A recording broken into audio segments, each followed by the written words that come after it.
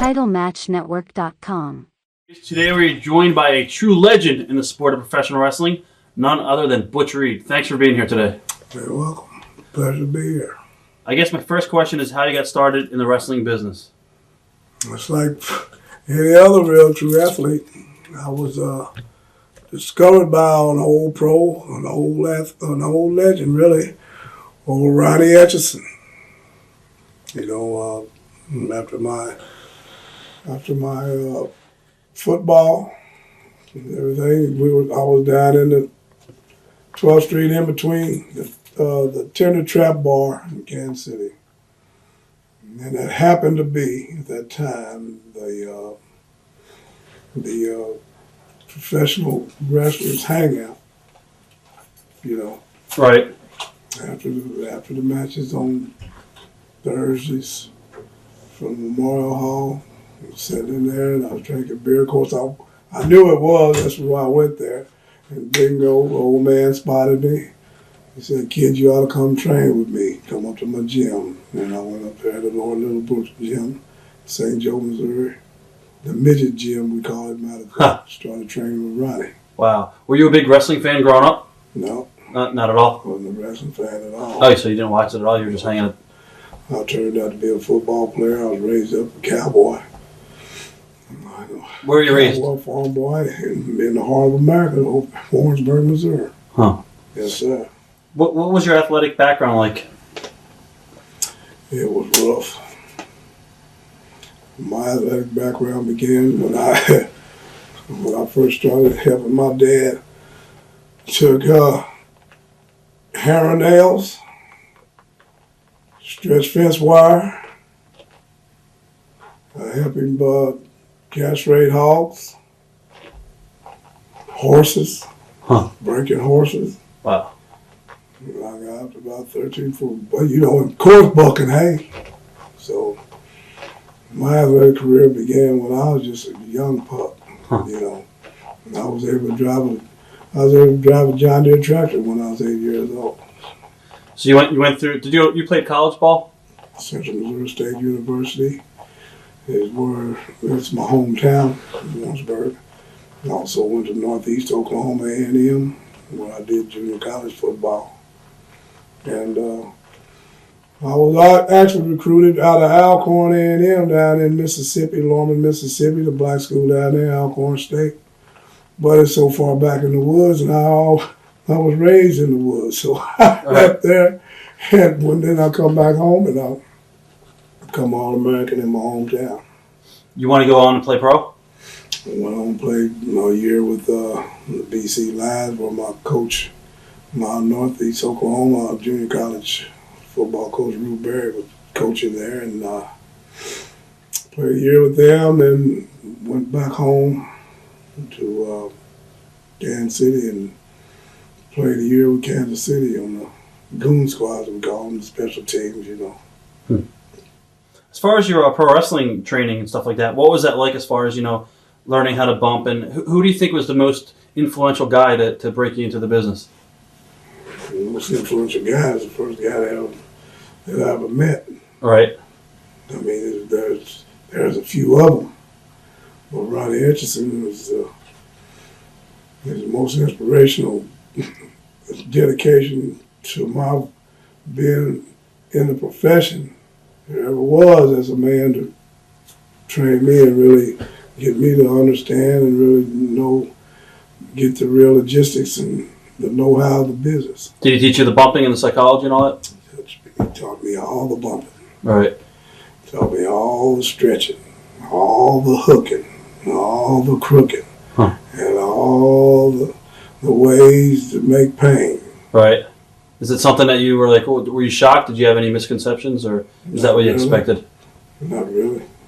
Because like I told you, I was already I'm already athletically inclined, and already what you call a fighter anyway. Scrapper. Right. And so it just kind of like comes natural. How did you wind up going from Bruce to Butch? Well, because Butch is a nickname to Bruce. Right. And an older cousin of mine named Bruce, they always called him Butch. you know. And then we also got misconceptions about the name Butch, because also in the English terminology, you know, King James, Butch means, you know, like a lesbian Right. woman Right. over here, you know what I mean? What was the first territory that you actually worked for? I worked in Vancouver, British Columbia. Who was that for? Up around. Matter of fact, I think that's where me and Rocky first run across each other, somewhere up there around Portland, somewhere up there. And Don I just Owens. seen Roger, with Don Owens up there. But I was Vancouver, British Columbia with Gene Kaniski and Al Tomko. What are your memories working for Bob Geigel? Well, I remember that's my home territory. Right. I remember everything about working with Bob Geigel. Bob Geigel was a hell of a guy, you know. His territory's up and down, you know. It was always home to me. Bob Geigel was always a friend to me. And whenever I wanted to, you know, take a break from the, you know, from the road, Right. come home and just, you know, just kind of cool out. He let I you. always come home, you know. I'd come home and just sit there and wouldn't even tell him, and he'd just call me up anyway. Heard you in town, big guy. Are you ready to go to work now? You want to come to work for me for a while? Ha! You know, yeah. So, you know, and Bob Brown, Bulldog Bob Brown, and of course Harley, he had his points in the office there, and dear old Pat O'Connor, you know, they were all my friends, and they always, when I was home, I had no problem having any matches, having any bookings anywhere. I never did have to sit around and wait. Thoughts on Sam Muchnick? What are your thoughts on Sam? Sweet old man. Huh. He was a good asset to this business. And he's an inspiration, and he always loved this business, and the business took care of him. Sam took care of it, and I sold out a few crowds in that building.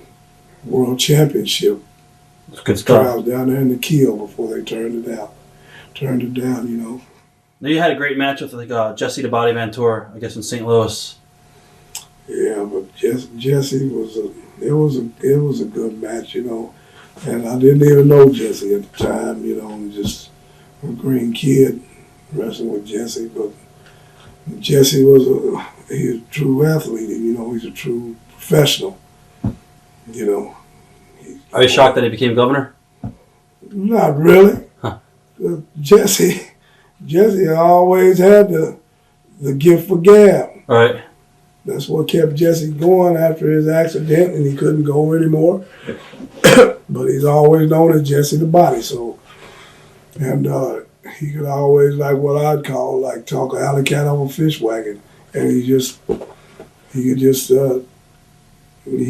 could get people's attention and keep them interested in him. You know, like even when he was just sitting there announcing and everything, he couldn't wrestle anymore. Right. Yeah. What are your memories of working for and with Harley Race? What are your early memories of working with Harley? Harley Race is another one of my teachers. Okay? And we're homeboys. And Harley always took care of me. He did. And Harley has always helped me, you know, because he's world champion. Harley took me through the gut-wrenching agony of our Broadways. You know what they are? Oh, yeah. Well, they to the time limit, to the last bell, Right. you know. And he taught me, and he kept me going. He put me in situations where I just had to just lay there and look like a damned idiot. Or get my ass up and start getting back in the program, you know. Right. And it's hanging there. You know, I mean, Harley Race is a big brother to me, you know, an old coach to me, and a real old helping hand to me in the business as I come up in it. What are your memories of working Bob Sweetan early in your career? Mr. Piledriver, Bob Sweetan. Yeah, a real rough house. All right. Bob Sweetan would hurt you. And especially if you're a young buck in the business, he put some hammers on you. Huh. You know, and they hurt. And you just had to deal with people like him. You know, he wasn't trying to, but, you know, he gets your attention. Right. And, you know, once you showed him that you coming back somewhere or somehow and put the boom down on him. Respect. Yeah, it is, you know. We're gonna work with each other all the way down the Yellow Brick Road, you know what I mean? Right. You know, we're gonna make the people believe us, we're gonna make us believe in each other, and we're gonna help each other make our money and continue on down the road through our programs and through our business we gotta have with each other in our careers. Central States. You went to Central States and you worked Jim Duggan. What are your memories of Hacksaw Jim Duggan? Hacksaw Jim Duggan. Yeah, well, a lot of people know a lot of memories of them. The Battle of the Hacksaws. Yep. Started down there. You talk about Central States. It's not Central States. You talk about Mid-South. Bill Watts. Bill Watts down in the old Mid-South. Battle of the Hacksaws. See, because we both have football backgrounds. Right. And see, and all the Hacksaws coming back because of old Hacksaw Reynolds, remember him? Yep. The fireman of the Philadelphia Eagle. Well, he started that name behind his football career, Hacksaw. And so we were inspired by some of our peers for our athletic football career to have the match entitled to the name of Hacksaw.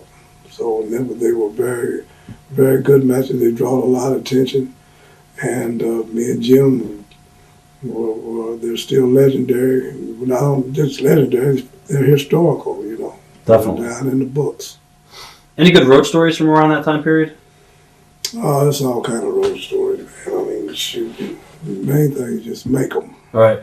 You know, but the road stories, as Diamond does it, you know, we laugh, we talk, you know, guys get together. The worst road story you could ever have is just to be going by yourself. All right. Oh. You know what I mean? All right, traveling all those. Yeah, I don't care how much music you got or how much whatever you got to keep you going. All right. But you need some company.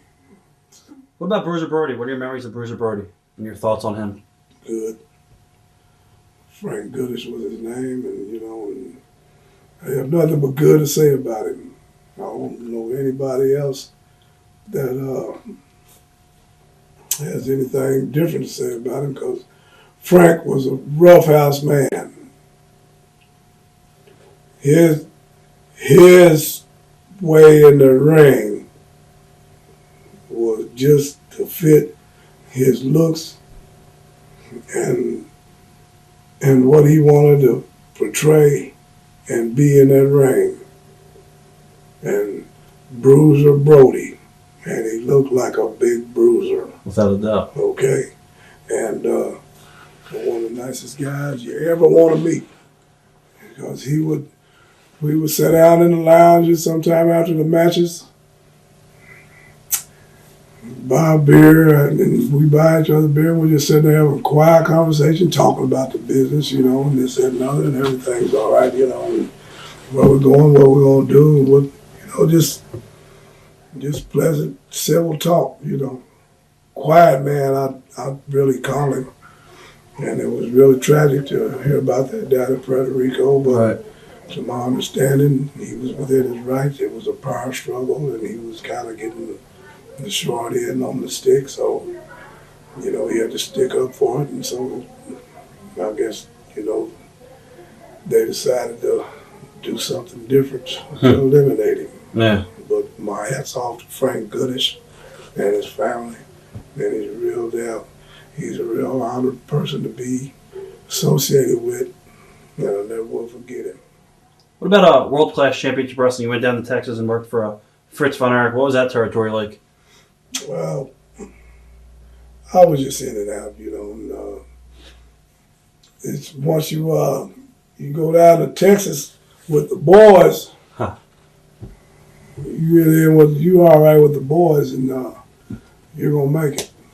What were your thoughts? You just had to learn to deal with them because they're what we call unorthodox. So, you could work with the guys, with them boys, without getting yourself hurt and maybe tripled and lamed up. Who do you think was the best out of all of them, David? David was. All right. Because David had the most grooming. David was the oldest, and David was a future world champion. Right. So, he had the opportunity first to get all the grooming, and after he passed, and I think that the Von Erich clan had kind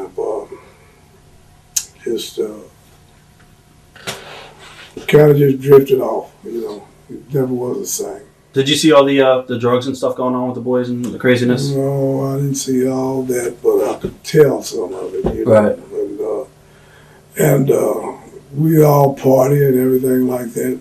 But far as all these wild stories and all this shooting up and all that, bobbing and all that, I never did see that. But anyway, it didn't matter about that. That was just rumors, and I'm not going to sit up here and tell you or these people nothing about, the Von Erich boys.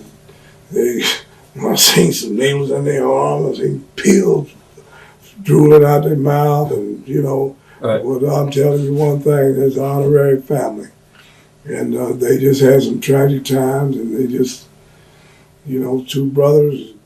One brother passed on, and the other brother committed suicide. It's just, and they were real prideful people. And they were well respected down there, and just one breakdown created another breakdown, and it just Sad.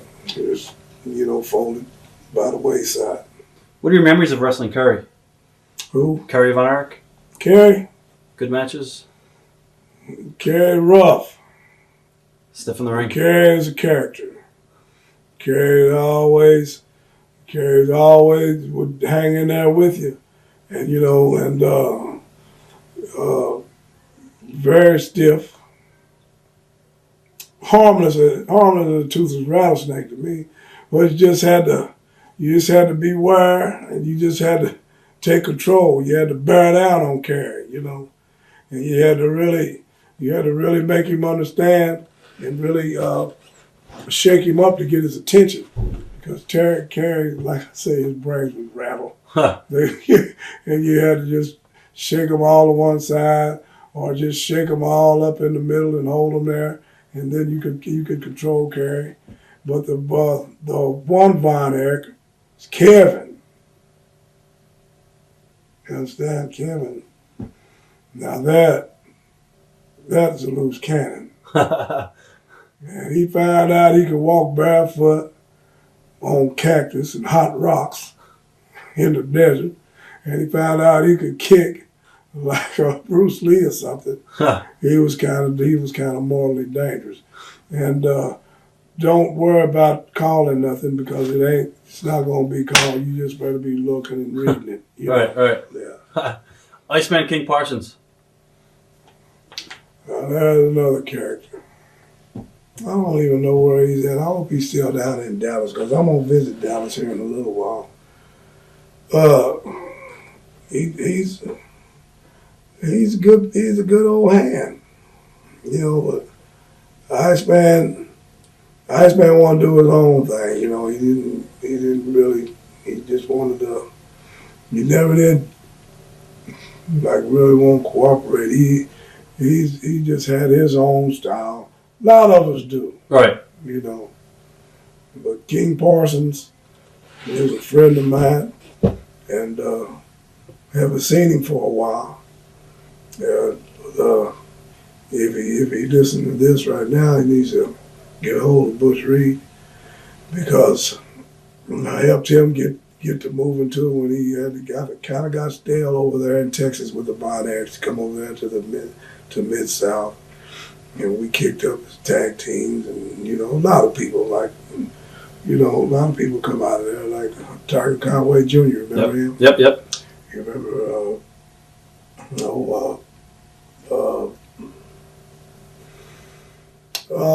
Heck.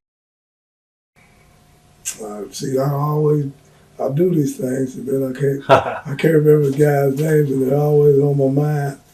But I remember a guy, what was his gimmick? Tennessee, named Snowman, and I'm talking about some black guys. And I'm talking about. I'm trying to think. Oh, he wore the long dreadlocks and everything. Not Savannah Jack. That was after. That was long gone after that. I'll think of him later on. Right. Go on through the interview. Okay. And I'll pop him up. Gino Hernandez. Members of Gino. Gino was short, man. Didn't know Gino long. Right. But Gino was a hell of a he was a hell of a worker. Great heel. He was a hell of a he had very good psychological, knowledge of the business, and kind of like it come natural, you know what I mean? And he run around with Tully Blanchard down in there, and Gino helped make wrestling down there in Texas, and he made the Von Erich boys, and and a few of them down there, and Gino. Sure, I could see him pass too, but he was a good asset to the business also. What about Jake the Snake Roberts? Hell of a talent. Jake's mind was so far and beyond. He's like before his time. Everybody says that. I mean it. Jake and I. There ain't too many of the boys ever in this business I haven't been good friends. I'm not good friends with, Jake he had all his ideas. Jake is a real genius in this business. But, Jake was really wild, and, he got... Party scene. He really partied, he really kicked it up, you know what I mean? Yeah. And then he went on beyond that, and a lot of other personal things got built up, and he had to fall back on it, and so that's where a lot of guys, a lot of us end up. I'm one of them, But you gotta get back to your roots, and take care of where you come from, What do you remember memories of the Freebirds at this time in World Class? Michael Hayes, Terry Gordy, and Buddy Roberts. The Freebirds, one of the guys, is one of the talents down in Atlanta, Georgia. When I first got there, them boys made me look like a black powerhouse from out of nowhere. Buddy, and Terry and Michael, they were all together then. And man, they give me a short, what we call handicap match. And I went off on all three of them, had them all flying in and out of the ring, man. I swear, They both sold They put me on the map in Atlanta, Georgia, on that Saturday afternoon at TBS station. Huh. Gordon Soley, if he was still alive, he was right there. And he was so excited about that match. He's one of the best announcers there ever was in my mind, and that I know. And a good friend of mine. And he was excited. He was real excited, man. He went back in the back and he was confident that kid's gonna make it. Huh. All right, he really put me on the Freebirds, and Gordon Soley put me on the map down there. What are your thoughts of Fritz as a booker? Fritz, well, him as a booker is all right, but You think he pushes kids too much? that's right. All right. You knew it was coming. You knew I was going to say that. Then you went down to Florida, and you worked for Eddie Graham a little bit. What are your memories of the Florida territory? Yeah, some good ones down there. And Skip Young was we were the Florida tag champs. Right. You know, Skip was a good inspiration to me. He was a good leader to me. You know, and I was still green in them days. And Skip has been up and down in that territory. You know, he's been on the top. You know, and I'll come down there and help him bring back up. We grabbed a championship down there. I grabbed international championship down there. Dory Funk was the booker. David Von Erich and Dory Funk Jr. were the top tag heels, and man, we had a good thing going on. It was all good learning process and reevaluations, and you know, and for Skip, you know, it'd be like refreshing, Right. you know, and so it worked out good. You had some good matches with David Von Ark down there too. You just said. Very good single matches. Two green kids, and plus we'd all go. David broke into business babyface. I broke into business babyface, and he was turned in to be a hell of a methodical heel from the teachings of Dory Funk, and with Eddie's guidance, Dory Funk's, you know, management, Skip's leadership on the road and in the ring experience. And I was turned out to be a pretty hot baby face down there.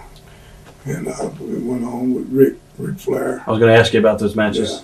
Yeah, very historical. I got started on a world championship campaign down there in Florida, back there in 82, 83. Right.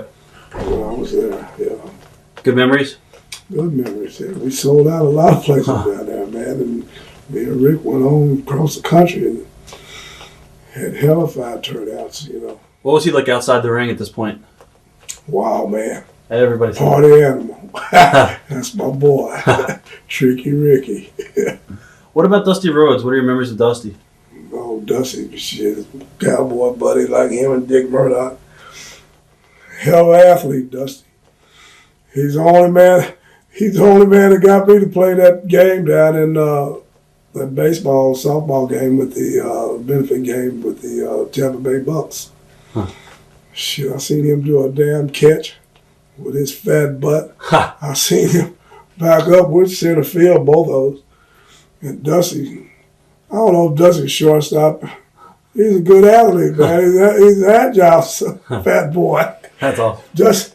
Dusty just backed up. The ball was going to go over his head, and he turned around and he caught it. Ha.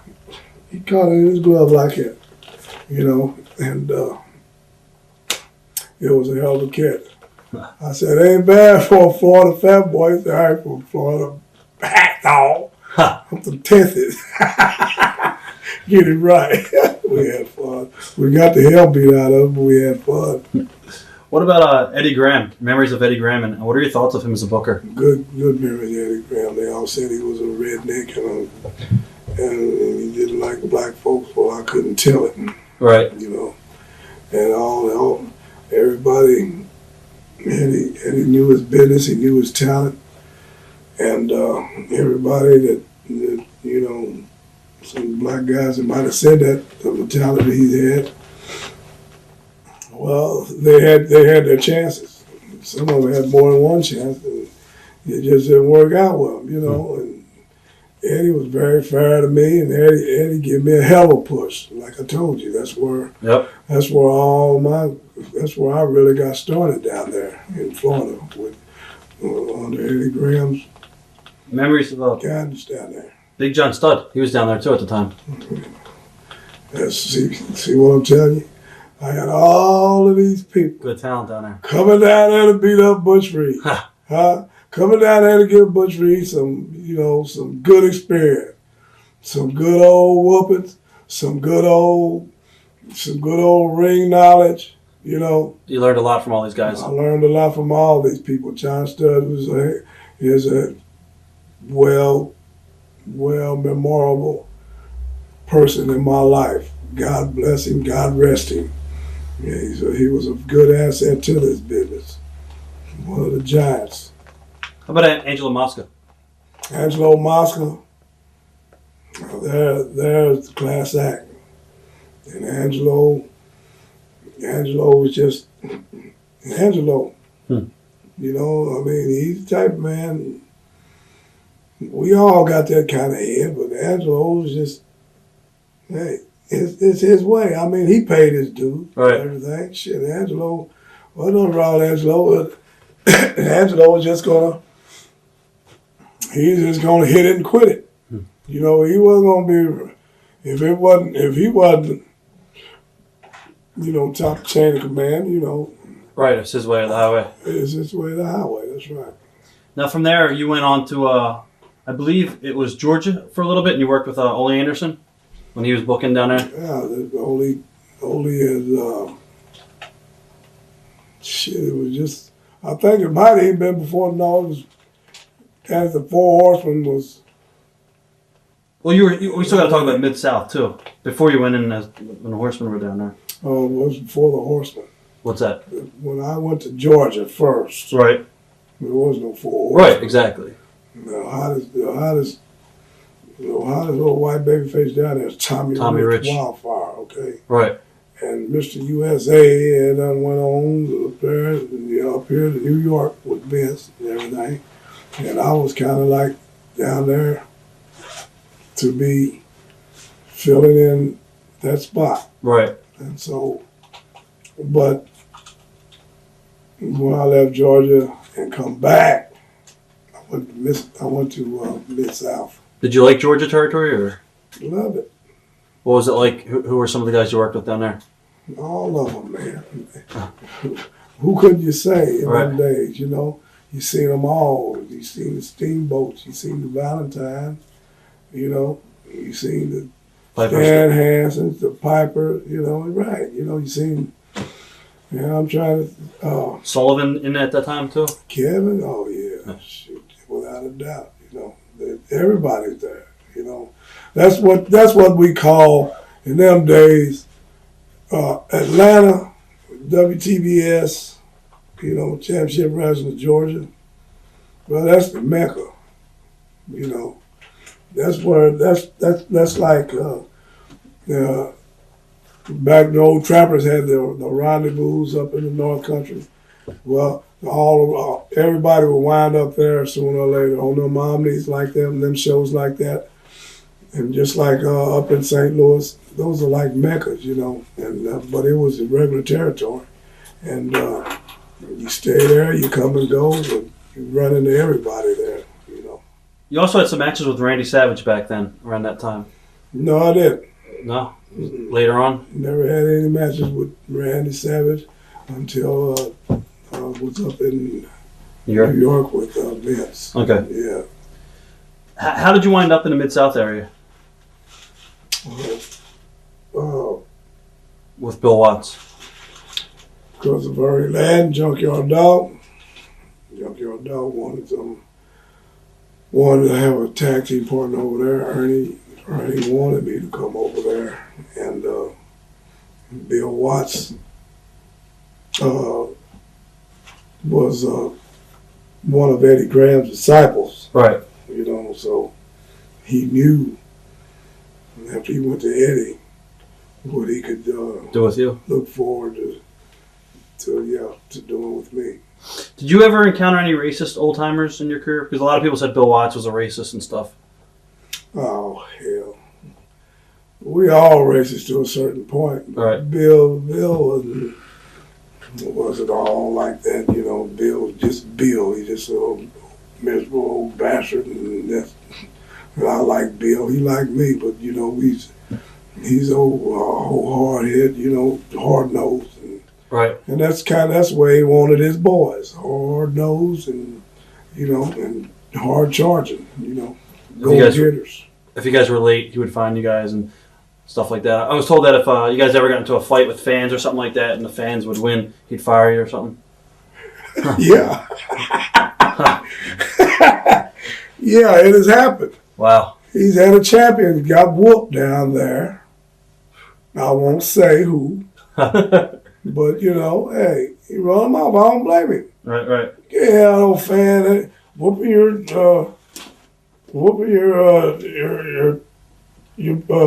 what do we call the North American champion. Right. I'm former North American champion.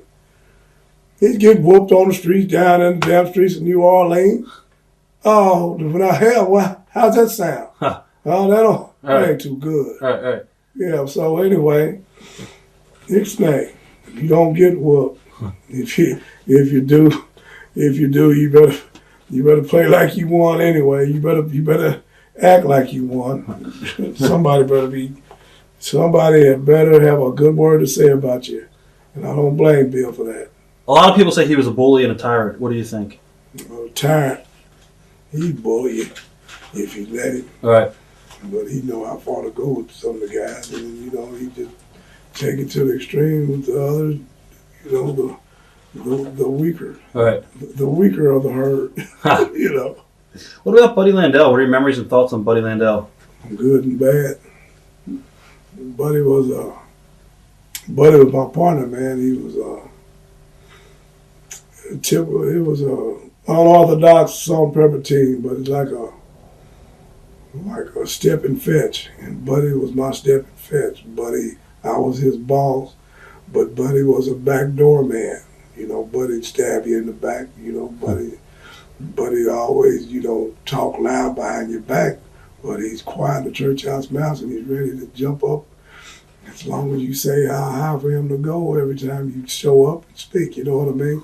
If you ever notice him on some of them interviews, when I'm talking, he gets to talking, and then I'll start rapping, and I'm really laying down the law, and he's back in the background pointing at me. Huh. The boss. I'm the boss. And then I look at you right, but oh yes, Butch. He's off the top of me and pat me on the back and like that. And it's very good. And our best angle we did was when we double teamed the dog on Nationwide TV and we painted his back yellow. Yep, I remember that. That was the most horriblest thing that the South had ever seen, and Buddy had to fight his way out of a lot of towns. I mean, he'd always leave before me, you know what I mean? It got a lot of heat, and it got a lot of attention, and we were quite successful with it. We was quite the outlaw duo. What are your memories of your feud with JYD, when you guys turned on him and, your series with him? Unforgettable. Big money? Big money and just history, man. How would you rate him? Like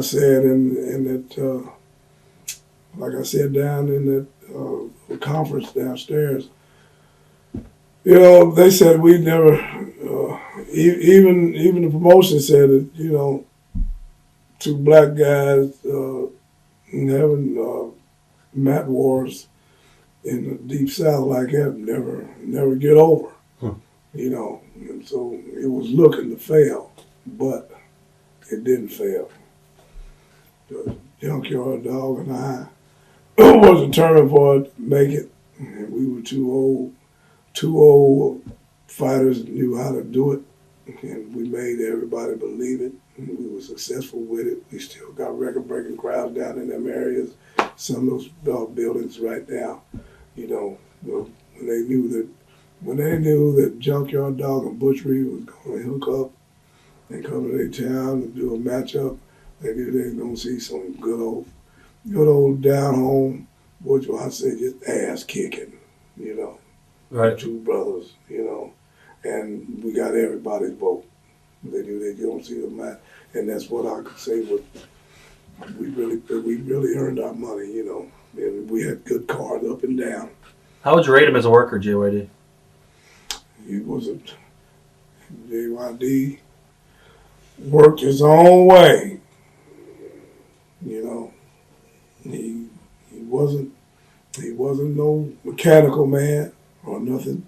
He had his own style, own way. As long as he got that chain, as long as he got that thump, you got a match. It's just like Hogan, you know, with the big leg drop. Right. You know, there's nothing much. It's like old Rufus with the freight train headbutt. I mean, it's like Dusty with the elbow. Yep. As long as you can work with that, as long as you can work with these high spots, they're always going to be good workers because that's what everybody believes in. You know, when it's happening, that's the coup de grace of the matches. You know, and if you can, when you just work it away, take it away from them, don't give it to them, your match is really made. Not long, but it's going to be made. Andre the Giant. What are your memories of Andre back then? Andre, I had one match with Andre. And it was a hell of a good match. I was a North American champion. It was in Lake Charles, Louisiana. And Big Boss is another one. He gave you them cocoa butts and corners, you know. Stuff. Hey, it's all right. And he break wind on you and everything else. You know, them old handicap matches, 2, 3 guys. That was his thing, you know. And if you could ever get him to go down to one knee, if he was that good, I mean, you was that believable and that vicious enough, get him to go down on one knee and get this match disqualified, you know, or just take the big splash, or whatever finish he wanted to do to you. The match is made. But I had a match with him, the only one. And in Lake Charles, North American champion. I let him do all those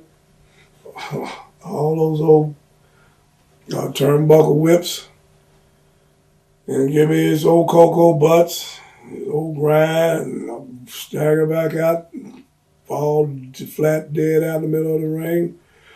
And then pick me back up, slap me back in the turnbuckle. Here he comes, boom, over the top rope.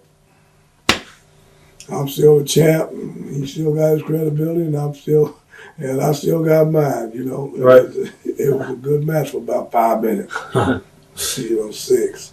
Ted DiBiase. Memories of Teddy. Good old mechanical man. Not much to look at, Ted. He's a friend of mine, but Ted was a good replica of his dad. You know, Iron Mike.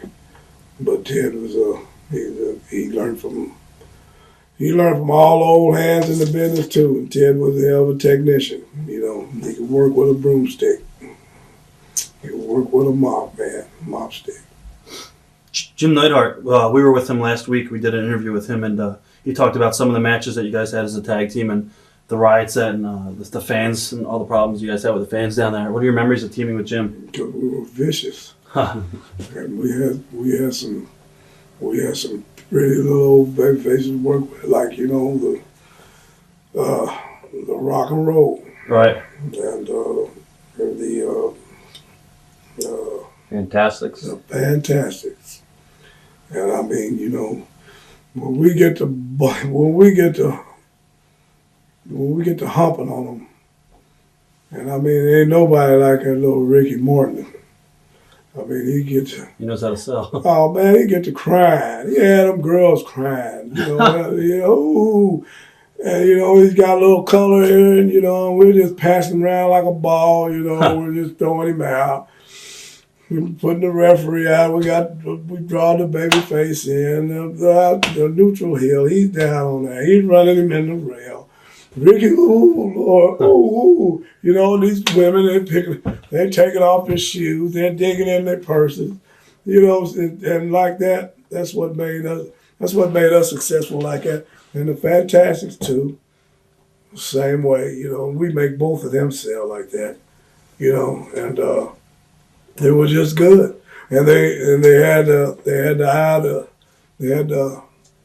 female eye, and the female eye would start a whole lot of riots around a whole lot of wrestling buildings. Okay, if you get them going, Yep. everybody's gonna get mad. You know what I mean? That's right. What about Dr. Death, Steve Williams? What are your memories on Dr. Death?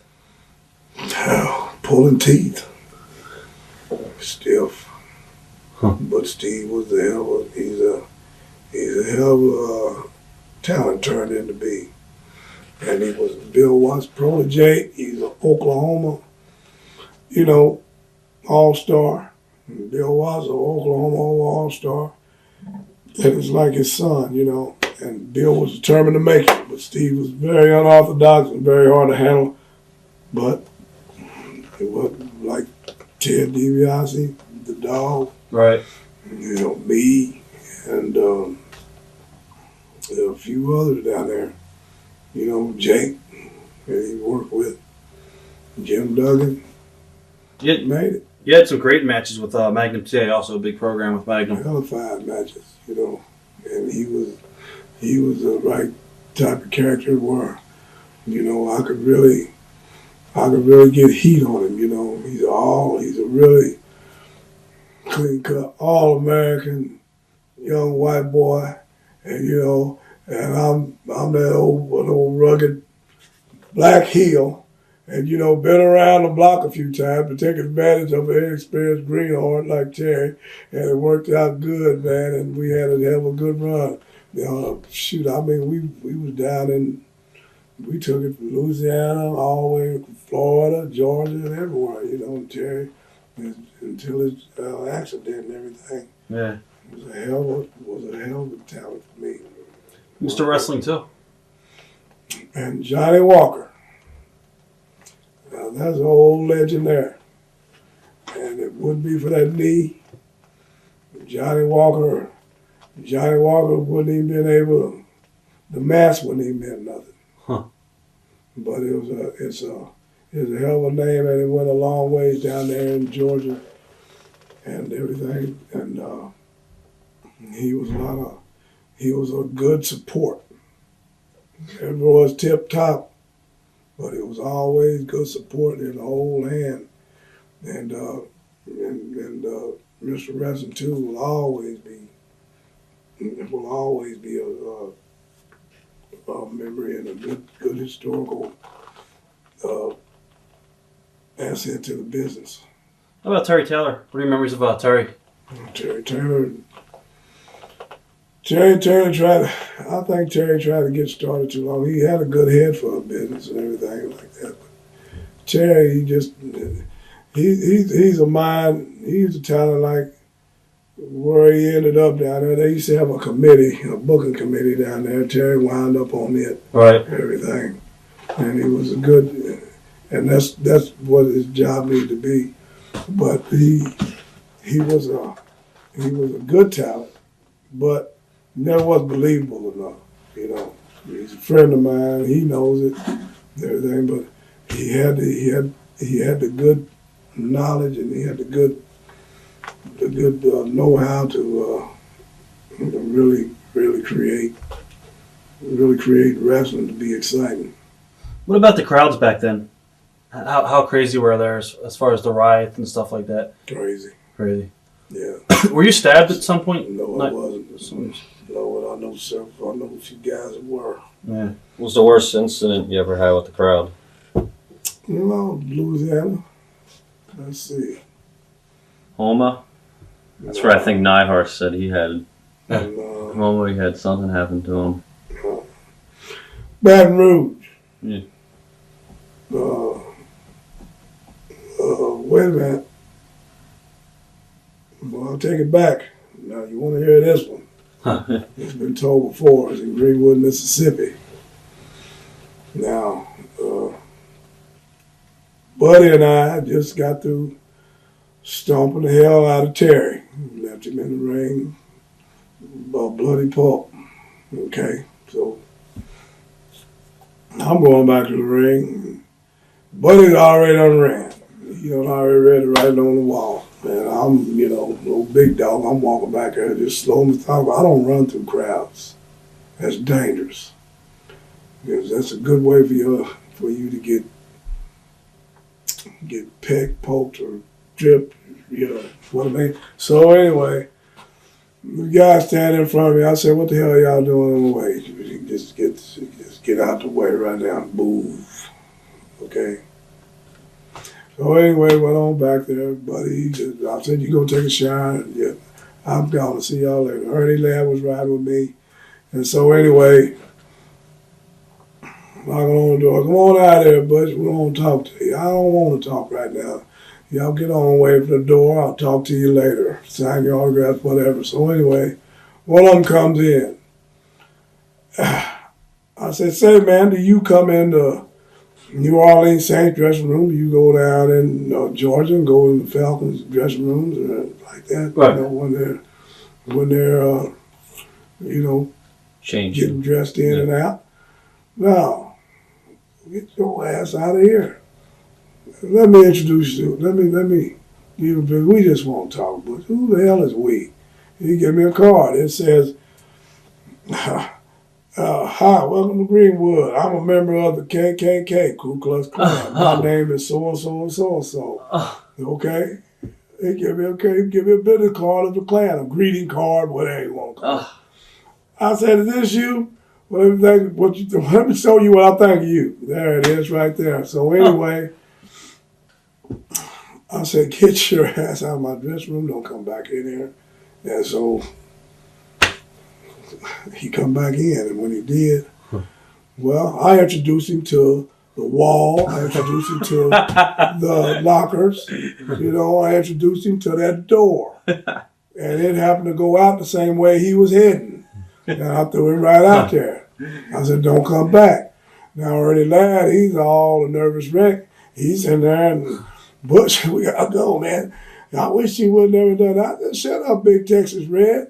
You 7 foot tall.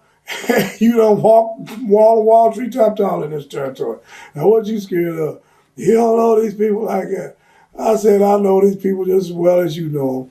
And you know why? I had a 357 on a 44 frame. I said, well, I bet you we're going to leave this town. And we're going to arrive alive, okay? So, anyway, come another knock on the door. I said, what do you want this time? What do you want to make a hole in the wall? Mr. Reed, this is a Greene, I think it's Greene County Sheriff's Department. I said, oh, okay, come on in. Well, it's the sheriff's. It's a black and white team. It's the salt and pepper. And they said, well, Mr. Reed, I know what's going on, and, we understand and everything. And I think you and Mr. Ladd probably ought to be escorted to the county line tonight. I said, well, good thinking then, officer. I'm glad you arrived. I'm glad you understand. Do I have to? Am I being sued for anything? Am I going to be held for anything? No, sir. We understand quite well what's going on. Just when you get ready to go, we'll be right outside and take you to the county line, and they did. So, now that's a good one. That's crazy. Okay? That's a racial one for you. Switch tape. Okay, sir. Dick Slater, I remember him down in Mid-South when he bought Dark Journey. And I remember Dickie as what was that gimmick name he had when he was The Bounty Hunter? the Confederate Oh. man, there we go again. He was Dick Murdoch was Captain Redneck. Right. Dick Slater, I don't remember. I forgot too. I don't remember, but we know what we're talking about. I know they call him Dirty Dick Dick Slater. Dick Slater. But anyway, down in Mid-South, he come in, he took over the book for a little while. He had Dark Journey. And dog tickled me because she was a good little heat gear for him and everything like that. But when it all got broke up and everything like that down there, Dick left the territory. And Dark Journey stayed in whatever jobs he had to do down there. And Dog and I, we were working up here in New York for Vince, and Dog said, Dick come up there and work for Vince again too. And Dirty Dick Slater. Huh. He's went and left. He left Mid-South and sold his slave. Dark Journey. That was just a joke that Dog and I had, you know, and we'd all get to laugh about it. We'd be in the room drinking a couple and like that. Said, yeah. Dick said, yeah, well, I had to get away from there. And I left her down there so it could cover my back, keep the dogs off of me, you know what I mean? What was the road schedule like down there? There was a lot of traveling down in for Bill Watts territory. There's a whole lot of traveling, hundreds of miles a week. You think that was the worst schedule you did? You probably do over 1,000 miles a week driving. That was a grueling territory, you know. When JYD left for New York for WWF, what was that like to the locker room? WWF or Mid-South? When he left Mid-South. Oh, well, it hurt. It hurt. JYD was like a meal ticket. He was like a franchise. And we called him the franchise down there. You know, he was what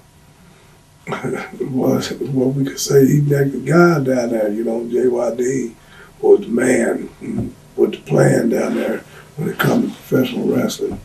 You know, the Dog wasn't there and it wasn't much going on. But we still held it up after he did leave.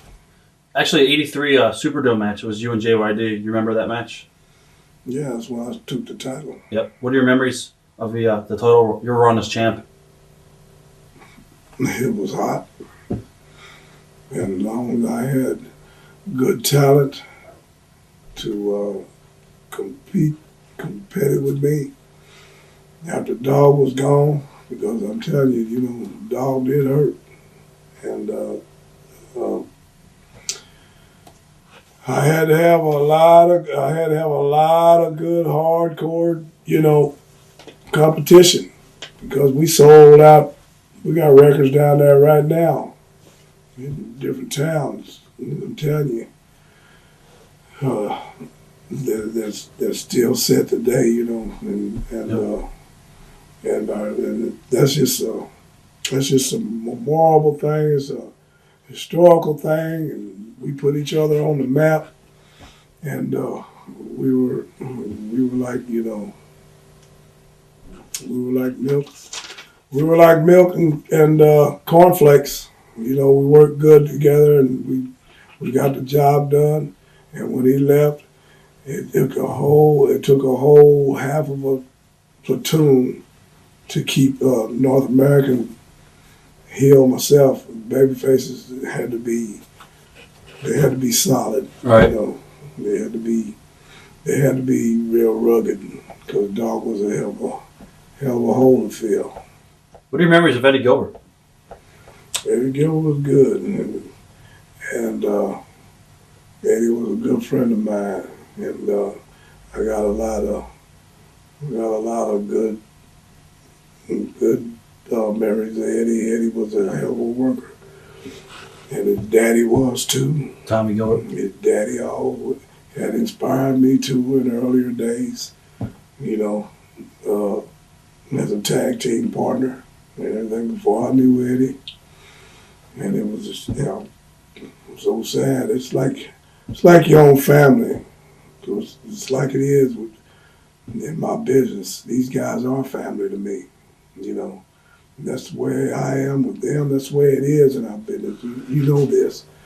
And to hear he passed away and everything like that, you know, it's just like you lost a brother, you know, and had a lot of fun with Eddie. You know, he was always good to travel with. He was always good to work with and do anything and anything to get a match over, and whether we're working tag, whether we're working against each other, you know, whether we're doing interviews with or against each other, it's always just, it's all business, and it's all, you know, in a loving way, so we can keep on prospering. You know what I mean? What led you to finally leave Mid-South and return to Central States? I got tired of them mobs. Whose idea was it to bleach your hair blonde? Well, it was a unanimous decision. You know, it's Vince's idea from the old sweet daddy Siki. All right. Yeah, and Ernie Ladd was also agent with Vince and Ernie. You know, Ernie and I, you know, we History. were old foot soldiers, you know, and You met Slick, actually. I agreed to it. Yeah, I had Slick was already there. Right. From Kansas City with his little run down there, and before I get there, he went and set the ground and everything, and he had his little army already ready, but they was kind of weak until the natural Butch Reed showed up, and then we started strengthening his little army, his little entourage. Now, when you came in, before you came in, did you ever hear about the story with Harley Race confronting Hogan at the WWF show? And he stretched him or something like that? No. You didn't hear that story? I heard about it, but I have no comments on it because I don't know how it happened or how it worked. But I know that if Harley had to stretch him or had to fight him, well, my money be on old man Race. Huh. I'll tell you that right now. When you came into WWF, what were your initial thoughts of Vince Jr.? He's very, very business to the point, you know, and paying you in and out to come just for a little pep talk and a bit in a business conference deal. It's all right with me. I mean, you know, he never really done me any wrong. He give me all the props, you know. Did he ever promise you anything when you first came in? You know, No. we never signed no contract or nothing like that. Vince paid me straight across the table. And I was kind of happy at the end of the year, and I just didn't want to be blind no more. And I was kind of tired of all them those old air trips and field trips from one end of the world to the other end of the world, you know, all the time with no rest. What are your memories and thoughts on Hogan? Terry's good people. You know, he's always listening to the guys. He's always, you know, trying to do what he can to help the guys if he could. You know, a lot of guys depended on him and took him way too much for what he was able to do, but he was still hanging in there with you and do what he could for you. You know, as long as you were all right with him, he was okay. He was all right with everybody. Why do you think you never had a major pay-per-view or TV run against him? Well, because I don't think I wasn't serious enough. You know what I mean? Right. Well, what I mean is when I say I wasn't serious enough, because I really didn't give a shit. Right. I was doing good. I was doing all right on the WrestleMania, sold out crowd, Coco Beware. WrestleMania 3. Yeah, and then I was doing all right with Tito. See, I did all right with done very well with my man Billy Graham. Right. Superstar. I was going to ask you about hell of a deal. What are your memories of those matches with Billy Graham? Very, very good. I got pictures of those matches right now.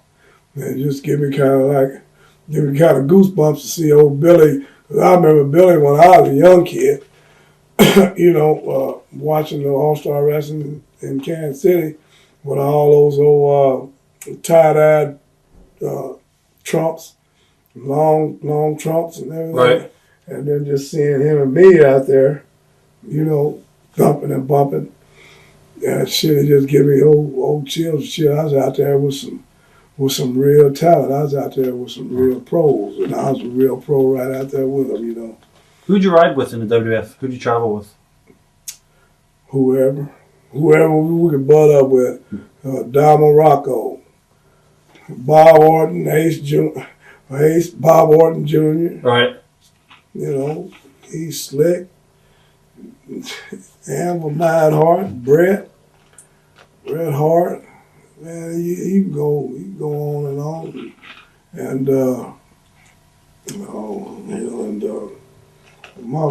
my real buddy, another one of my buddies is Frenchie Martin. Right. Remember him? Yep. Managed Dino Bravo. And Dino. Well, we had some good times. And it wasn't too many guys I didn't ever get along with. It's not that you don't get along with them. It's just the ones that's your kind.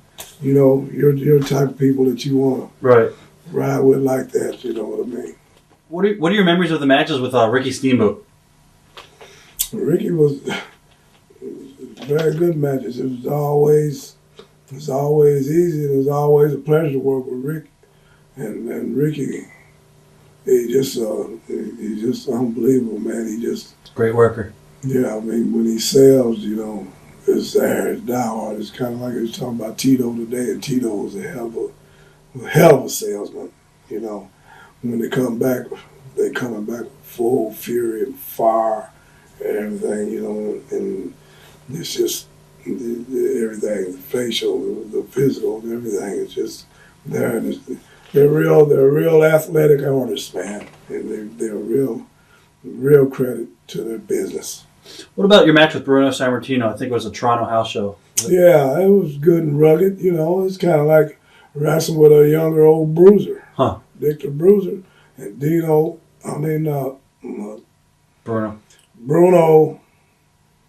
is a legend. Bruno is a talent that, you know, never will be forgotten.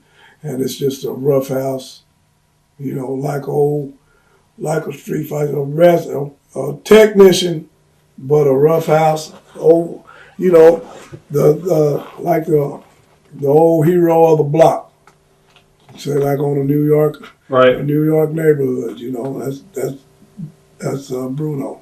Do you feel that when Harley came into the company, he sold out by going there at all, or do you think he just did it for the money, or when Harley done what? When he came into the company and they made him the king? You think he sold out by going there, or you think it was the right decision? Harley done what he had to do. Ain't no way he sold out nowhere or nothing. Harley ain't never sold nobody out. And he done what he had to do, you know. Because we are, like I say, it's about money. It's all about money, and it's your time. You know. Memories of Dynamite Kid.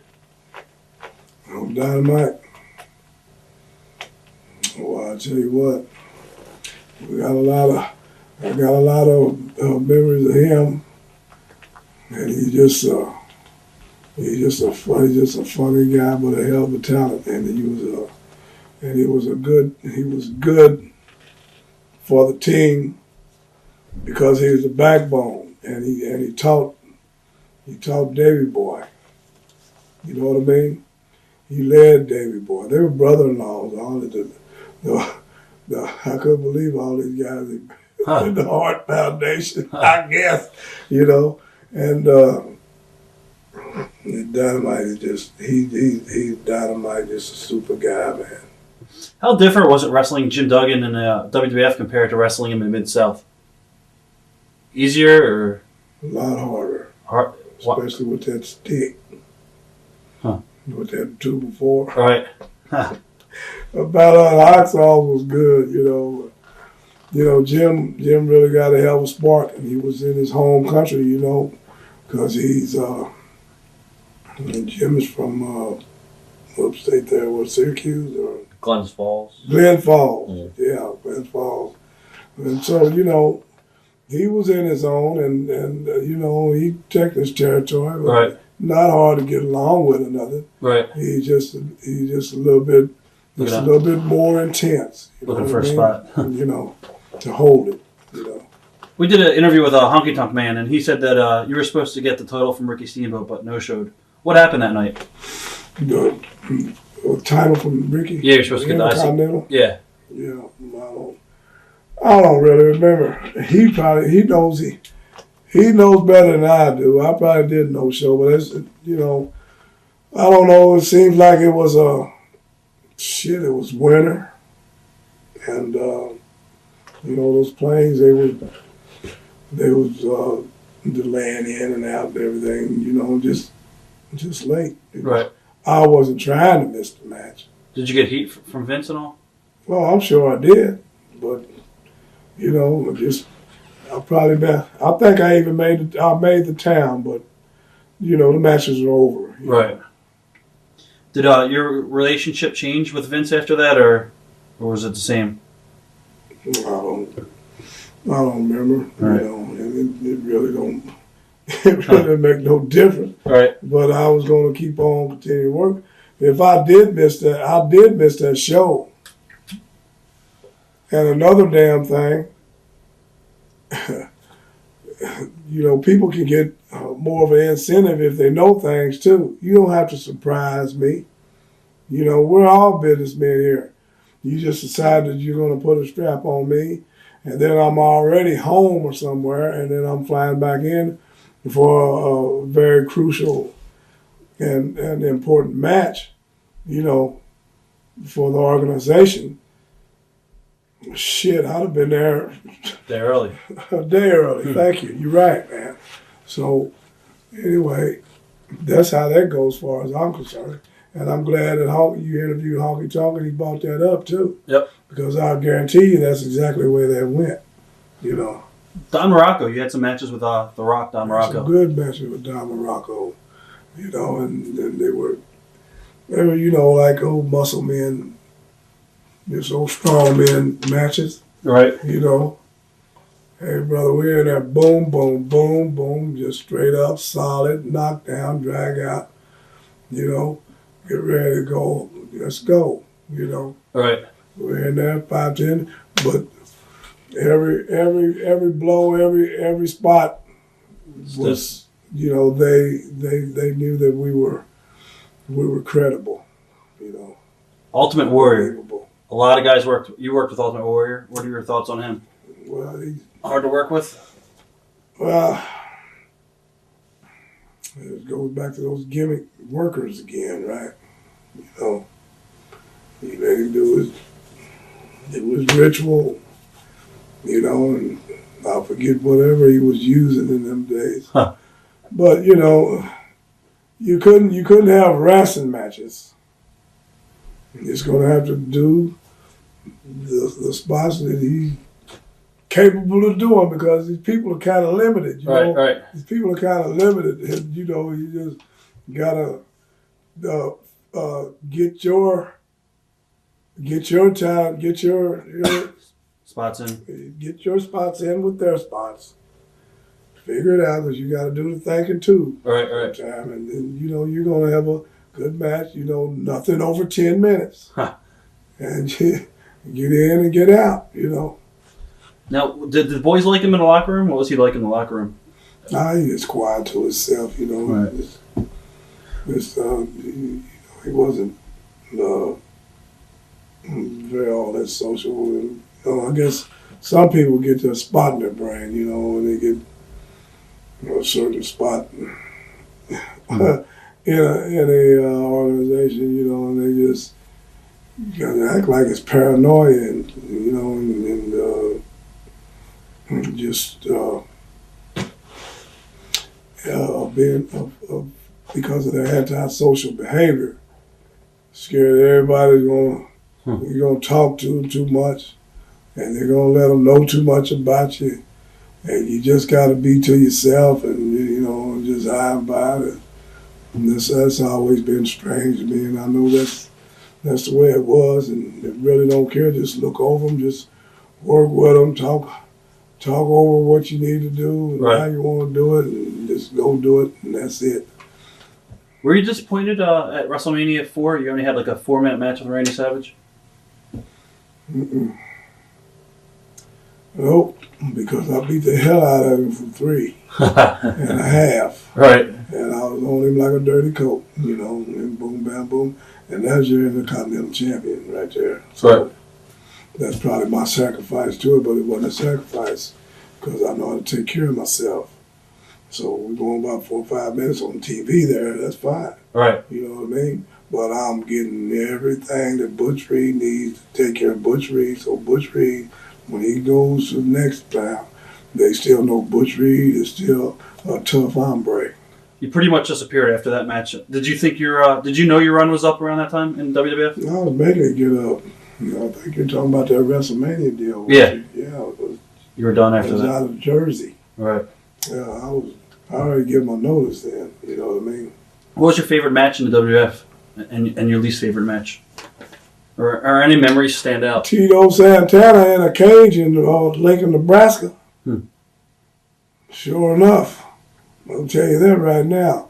And then the next one will be Coco Beware in Mania 3. the biggest indoor crowd in history in America at that time, But Tito, I mean, this is an over-the-top cage match, Right. Tito and I were up on top and boom, bam, down, and back down, 10 foot, and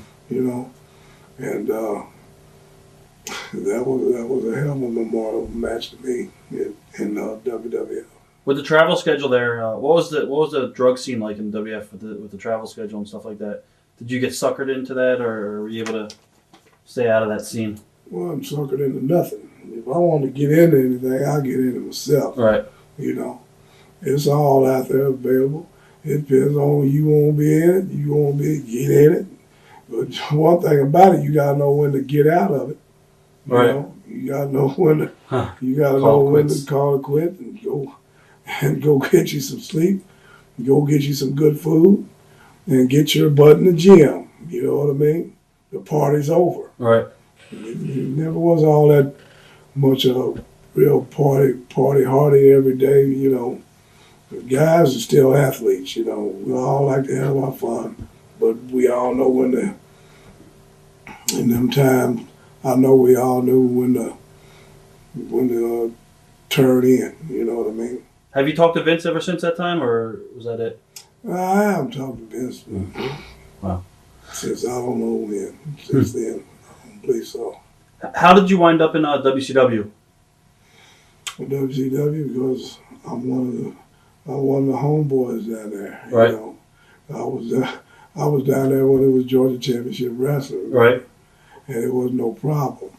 And Jim Barnett, he still liked old Butch Reed, and he still remember Butch Reed coming in and turning his TV out with the Freebirds, his top tag team, in the whole damn country at that time. The Freebirds. It was awesome. That's right. What about Jim Herd? What are your thoughts on Jim Herd? Jim Herd's just an old businessman, nothing about wrestling, nothing like that, just business manager, and that's all it is to it. He wasn't like a Jim Barnett or nothing like that, but Jim Barnett founded Championship Wrestling in Georgia, and Jim Barnett made it, and he made Turner, even Turnover more, and everything like that. But, that's the way that it just got corporate, and it went on from there. Jim Herd has done his job. He just knew nothing about wrestling at all, or personnel. Was Ric Flair any different around this time? Because in his book he talks about, being very anxious due to a lot of the pressures and stuff like that. Was he the same Ric Flair or different? Nah, he wasn't much different. He just, had a lot more. He had a lot more office stuff. Had a lot more office responsibilities, and he had just as much. He had himself on the road just as much too. Right. That's kind of hard, but when he was out on the road, he was all right. But when he was back in the headquarters, when everybody back in Atlanta for a while, things is real tight again. But out on the road, he was happy. Just like a travel trip, and then get back to the home, to the headquarters. It's back to the nose to the grindstone. What about JYD? You wrestled him again in WCW. How different was that? Wasn't different. Same good matches. Wasn't different, and it wasn't the intensity from the people. The reaction from the crowds is still there.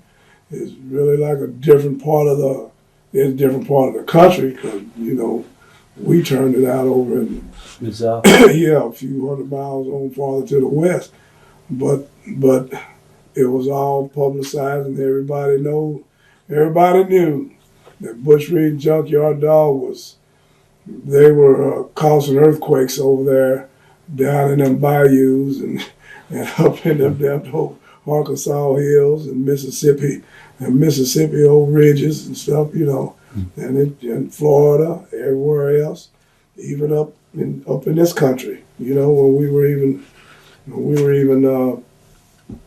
I was a natural, but we didn't do much here. But back in the WCW days, we still had our same intensity and everything. We just wasn't pushed that hard. Right. Wasn't it? Who came up with the Doom concept? Dusty.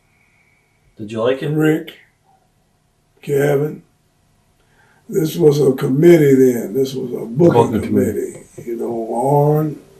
I think Terry Taylor was on that thing. Cornette, maybe? Cornette, they were all there, and it was all right. They were. We went along with it. It was good, Just put on them hoods just to get the attention. Did you find it silly wearing the masks? Was that the fans knew who you guys were? Nah, well, you knew we couldn't fool nobody. I didn't find it silly or nothing. I just and then again, you really want to know who's up under those hoods too, And it was just a good way to just Good heat. to just impact our team, Right. And then Was it hard for you to get adjusted to wearing the masks? yeah, You were used to it. I can't wear no stock. I can't just kind of smother me, but I did get used to it, But it wasn't my thing. But I knew it was gonna help boost our intro to the wrestling world as a team of doom, How stiff were your matches with the Steiners, Rick and Scott? Very stiff as we wanted them, All right. and we liked it like that. And we beat the hell out of each other all the time. You'll hear us way up in the crow's den sometime with a simple clothesline, Huh. I mean, really. And then all the suplexes, all the scoop slams, all the power drivers, everything, we, all those standing suplexes. I mean, really, and really the most punishment out of the whole group as a whole that took it was Scotty. Huh. We beat the hell out of him. I run him around like a track star and keep Ron going with him, And then I let Ron take them crazy old Steiner liners and all them old slammer jammers. You know what I mean? Right. The ring journal wasn't going to take them. And Rod, he just go in there and take them. But he'd also give them back real hard, And so it worked out good, man. We had a good run with the Steiners. Is it true Rick punched Scott in the face to give him a black eye after one of your angles to get it over more? Rick was telling us about that. Rick did? Yeah. If he did it, he did it. All right. He, maybe it wasn't black enough for him or whatever. Right. Probably, yeah, it's just what he did it. I never did. I don't pay no attention to them goofy boys, because they're not going to do anything, And but they were a good team, and they really put Doom on the map, What were the politics like? And was it really difficult with the booking committee back then? Was there a lot of politics involved? Excuse me. Yeah, well, the booking committee had politics. I mean, Jim Hurd there. I mean, they do as they told to do. Right. But they have the mind to come up with the angles and all the finishes for what we need to accomplish in our matches, and the blue collars execs, they, as long as it sounds good, it's gonna look good, and Rick and Orm, Terry Allen was there, and Kevin Sullivan. You got probably even Dusty wound up there. Yeah. And you got some good minds in the business.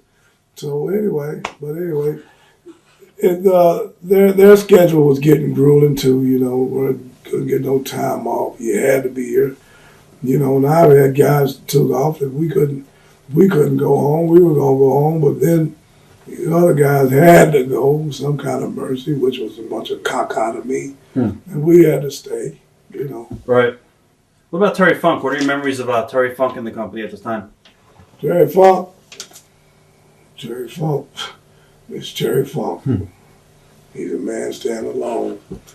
Terry come in, Terry go, and Terry do his thing. He do his wild and crazy thing, and everybody liked to see Terry perform. And that kept him credible. At the Starrcade tournament, I think it was the Starrcade finals, you guys were getting pushed really strong. And why do you think you guys were buried at the Starrcade finals after you guys were being pushed so hard? No, we were still tag team then. I mean, world champions, weren't we? Yeah. Yeah, because we were. I'll just tell you why. Because my partner, he wanted to turn rah babyface again, and get single and everything right. like that. And so anyway, we were coming. He'd been to the office with that and all that. I didn't care anyway.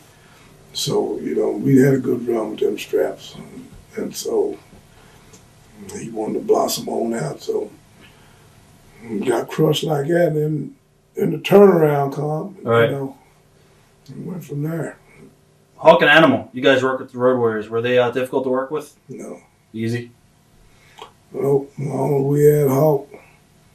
My buddy, we were in the captain's matches together. And the generals usually perform the captain's matches. That's what they call it. That's why they call it captain's match. Right. So me and Hawk.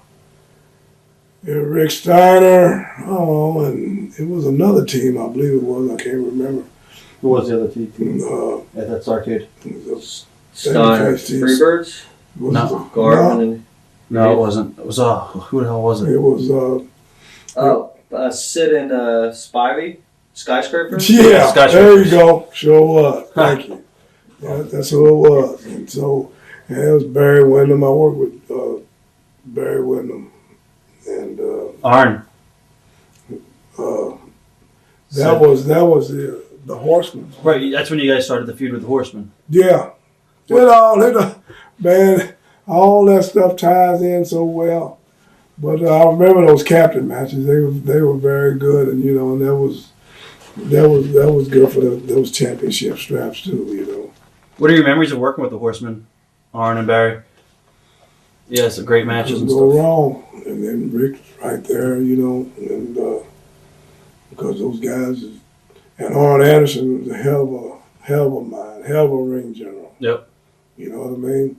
He's a natural. I remember when he was first breaking in, when I met him down Georgia. in Mid-South. Oh yeah, Mid-South too. Yeah, he worked for Bill Watts down in Louisiana, just starting, and went on to Georgia and fell in with Arn, he fell in with Ole, and he fell in with Gene, and they looked like Ole. They looked like kinfolk, So the Anderson brothers all over and give Ole another little old boost, and he really went to school there with Ole. Right. Ole is a hell of a mind too, He's a hell of an admiral, general, whatever you want to call him, Ole Anderson. Was it different working with Flair during this time as compared to others? No. No, same. What was it like when Easier. Easier? Yeah. Why is that? Just Well, because he had all the boys around him, and he was in there when he wanted to be in there. They picked the tag teams anywhere they wanted them. Okay, be Ole and Arn, it'd be Flair and Wyndham, however they wanted to do it. Be Arn and Flair, you know what I mean. Even Spivey. Yeah. It was all a good heel circle there, and though Danny Spivey was a hell of a doggone talent too, and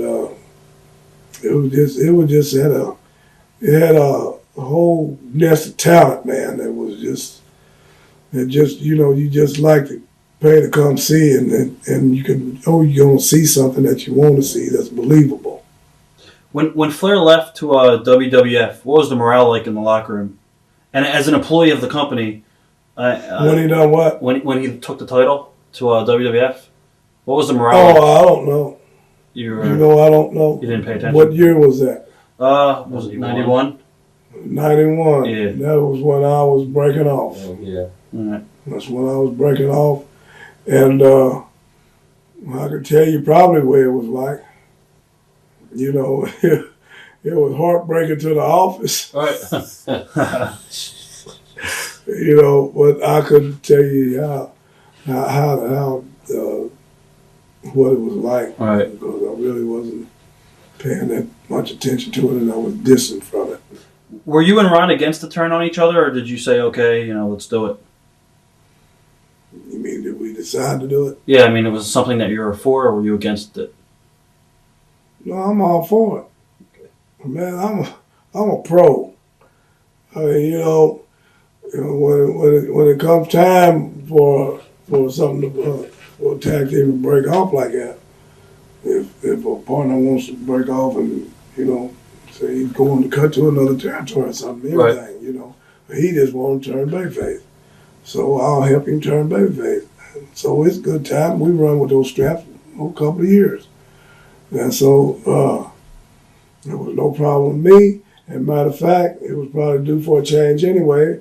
And and then kick up our credibility too, and get another feud going. Right. And it got some good attention. You guys were kind of remind me of a Junkyard Dog Butch Reed thing. Yep. It got over. You guys worked at the Freebirds too a little bit before you guys turned on each other. Freebirds and Jimmy Garvin and Michael. Michael, hellfire matches. Those guys are true veterans, and we had matches. We had matches that they could go 10 minutes in a tag, or could go 40 minutes. You know what I mean? Huh. And just technicians out there. What are your thoughts on Sting? Sting, good gimmick. What about a worker as far as his work? At first, it was bad. He had no skills. He had no psychology or nothing like that. And it was hard to communicate with. But he was just like a Von Erich. You just had to bear down. Lex Luger was the same way. You just had to bear down. They had too much offered to them, and they was able to, really comprehend and really able to handle too much responsibility in the ring for being the champion this and Right. Contender that, when they should have been getting really schooled and getting their bats flat on the mat a few times before they got to really the big hit of the big push. Yeah.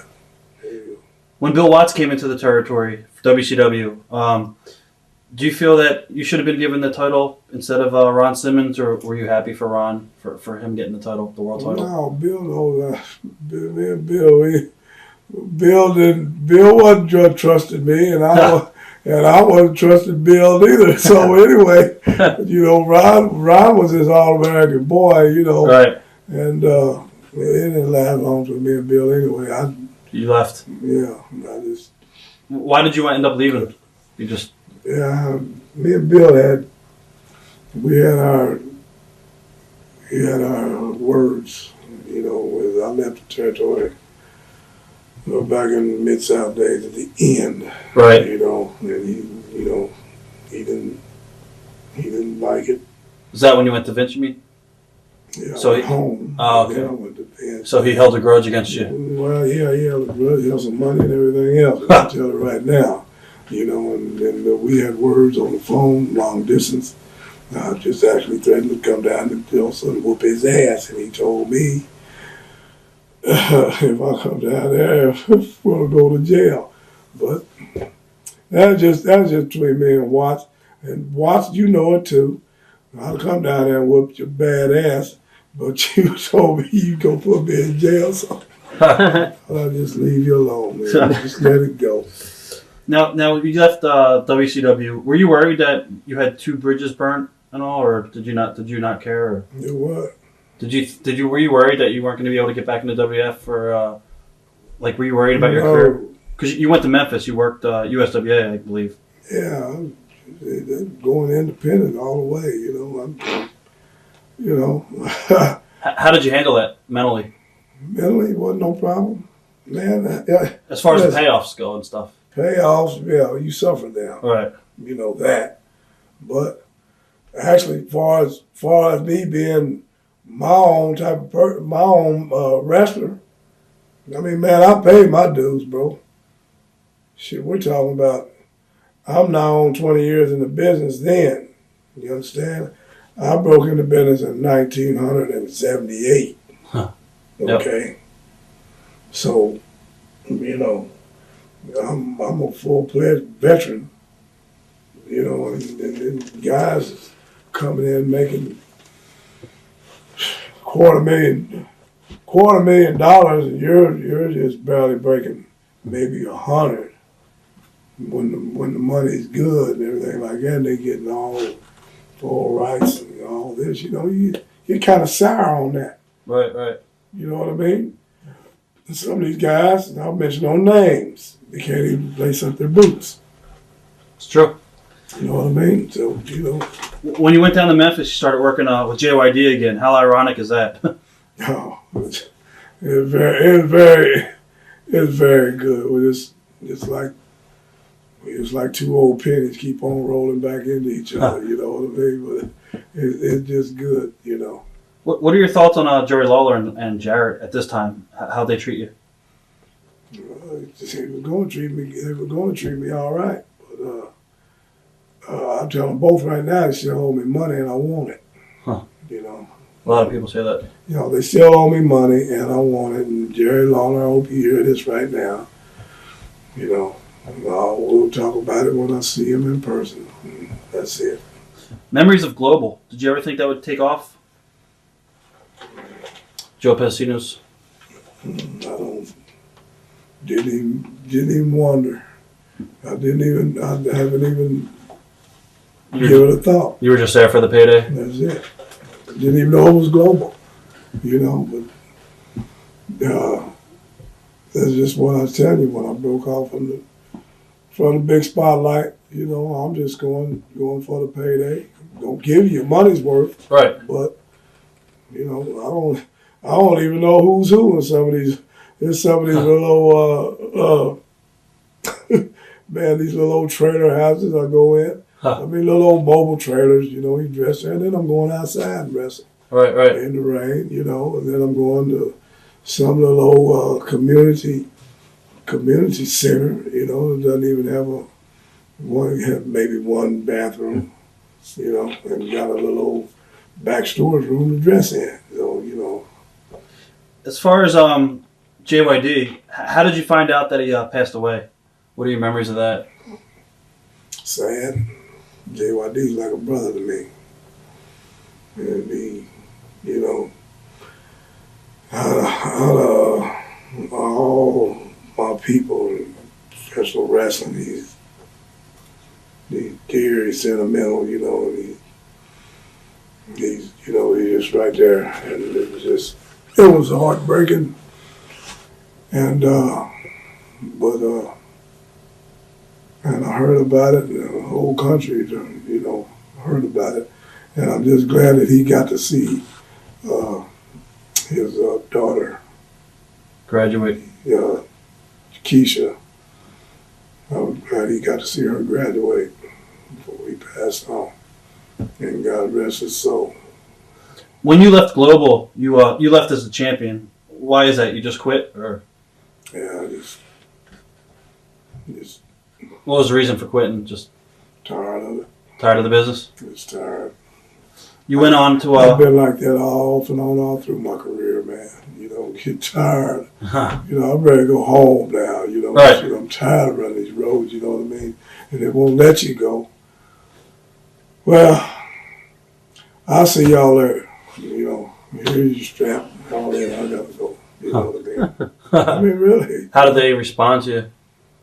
You know, Don't go. don't go, or you know, and I got heat.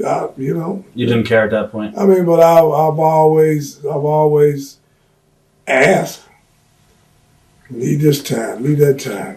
How need you here? Got to have you here. You got, you know, yeah. You got to give that old. You got to take the harness off that old mule sometime. You know what I mean?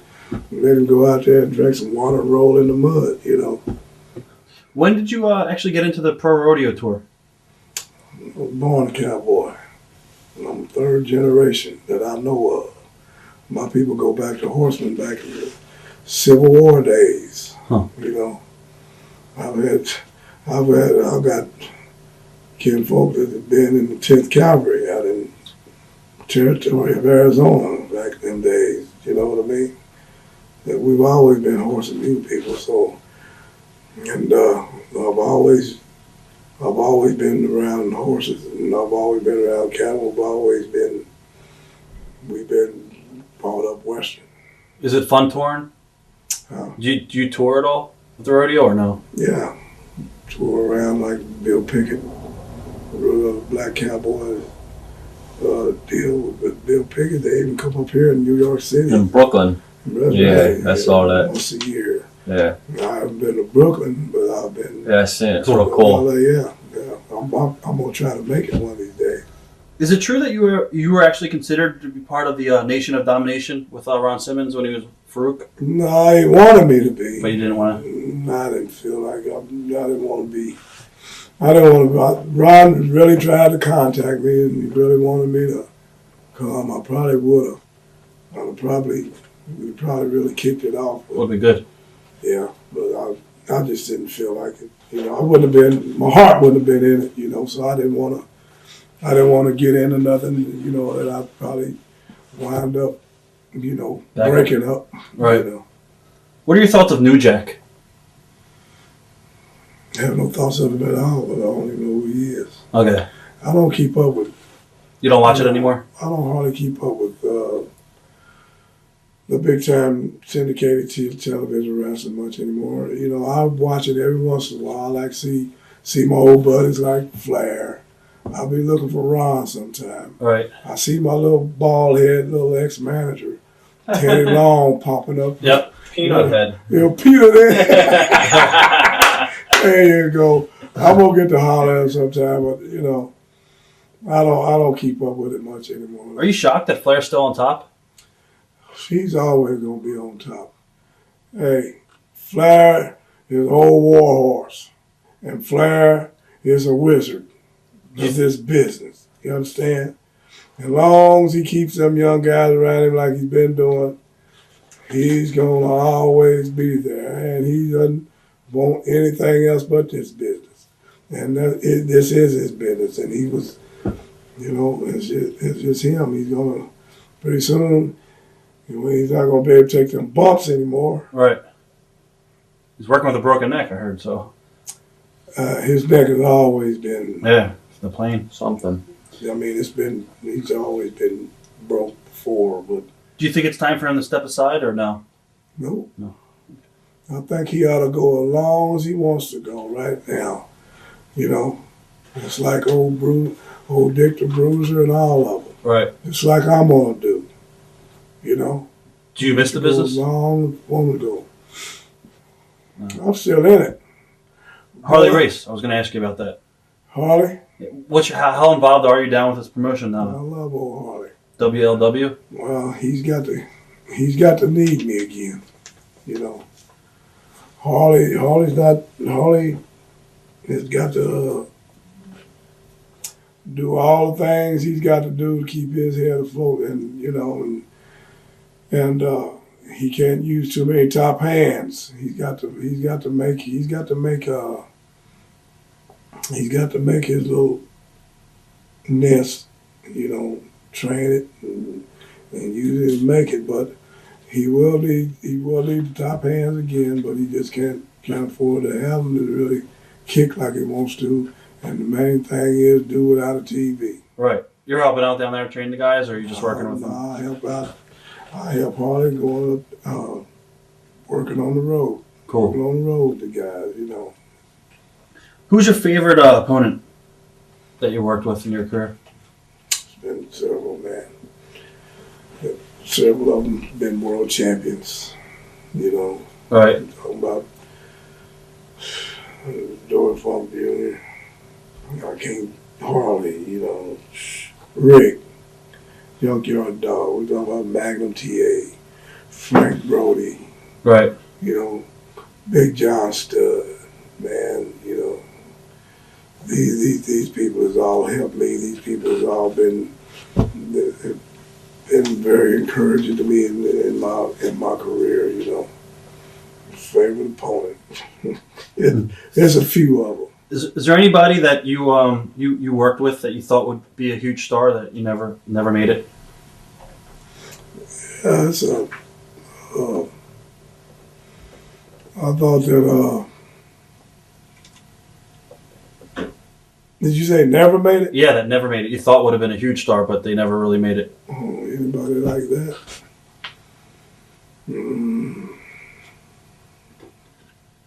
Oh, yeah. Yeah, George Wells. George Wells. I remember him. Yeah, remember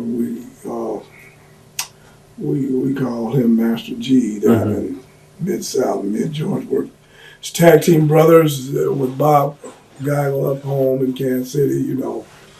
And he'd be a huge one. But, He did that one WrestleMania with Jake. yeah. He Right. was like spitting all up and everything. Yeah.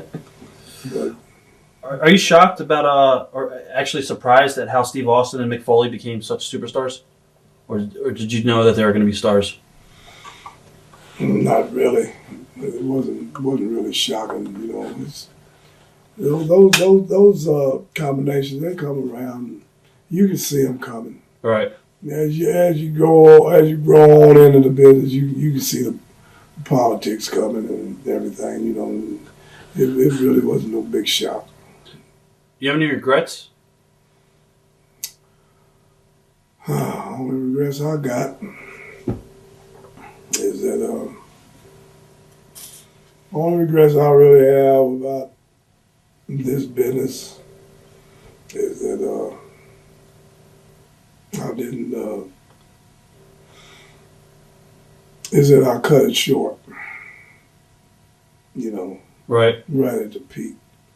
But then again, I don't regret it.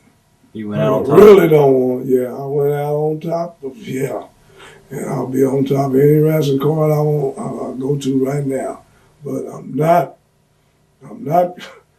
What makes me not be so regretful is that the way it's done turned out. You know, the way the business turned out is just, to me, it's like a cartoon, like those soap operas, you know, and it's just that back in my time, you know, we really worked hard and paid dues, you know. Now guys going getting picked out of these It's getting picked out of gyms because the way they look and all that. They don't have nothing up here, and they ain't got nothing. You know, they're not showing anything. They just do this, do that. You know, then all the girls were getting married on TV. They were proposing. You know, we're having jerk panty down matches. And, you know, where's the wrestling at anymore? Where's the thunder? Where's the boom? Yeah, and all the debates and the issues. Mm-hmm. You know what I mean? It's like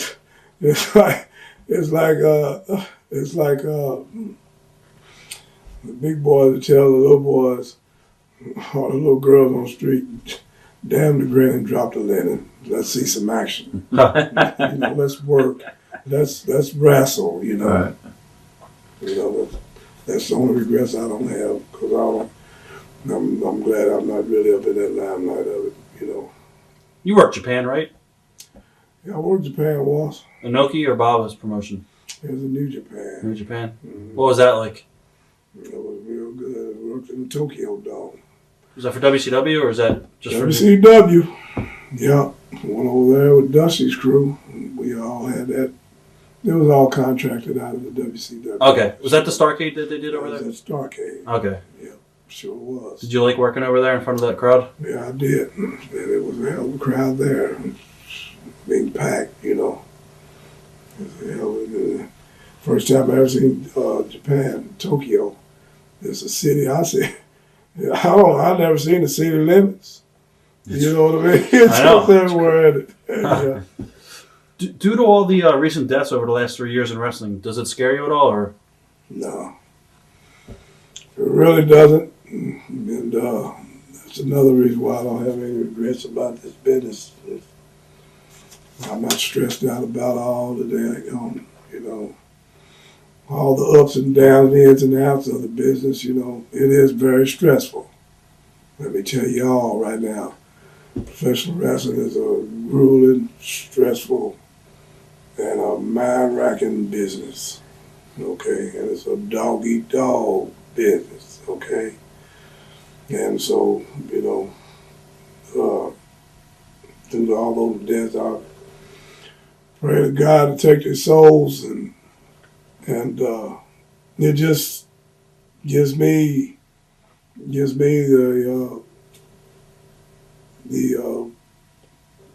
mind to know some things, what not to do.